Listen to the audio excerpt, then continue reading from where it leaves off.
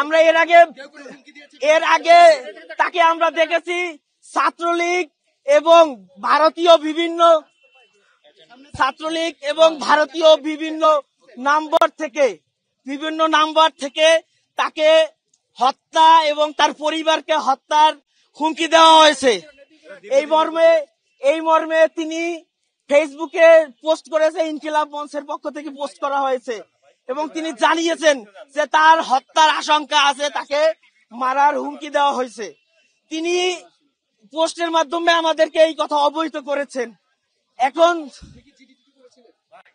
GD করেছেন কিনা এটা আমি এই মুহূর্তে নিশ্চিতভাবে বলতে পারছি না, কিন্তু ফেসবুক পোস্টে, তার ভেরিফাইড ফেসবুক পোস্টে এই মুহূর্তে যাদের পক্ষে বি নেগেটিভ রক্তের প্রয়োজন, যাদের পক্ষে সম্ভব দ্রুত আসেন, এবং যদি ছাত্রলীগ এবং যদি কোন রাজনৈতিক দল এর সাথে জড়িত থাকে, আমাদের কাছে ভিডিও ফুটেজ আছে, যদি এই মুহূর্তে কারো বি নেগেটিভ রক্ত থাকে দ্রুত ঢাকা ইমার্জেন্সি জরুরি বিভাগের সামনে চলে আসেন।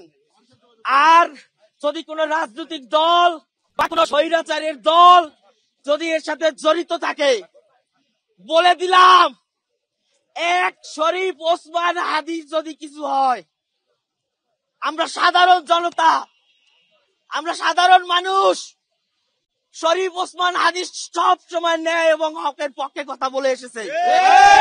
শরীফ ওসমান হাদি বাংলাদেশের নতুন রাজনৈতিক ধারার কথা বলেছে। আগামী 48 ঘন্টার মধ্যে শরীফ ওসমান হাদি ভাইয়ের তদন্ত, তাকে কারা হত্যা করার চেষ্টা করেছে বা তার ভাইয়ের অবস্থাকে আমরা জানি না, তিনি এখনো সজ্ঞানে নাই। আমরা যতদূর জানি উনি এখন পর্যন্ত সজ্ঞানে নাই। তার জন্য বাংলাদেশের আপামর জনতার দোয়া থাকবে।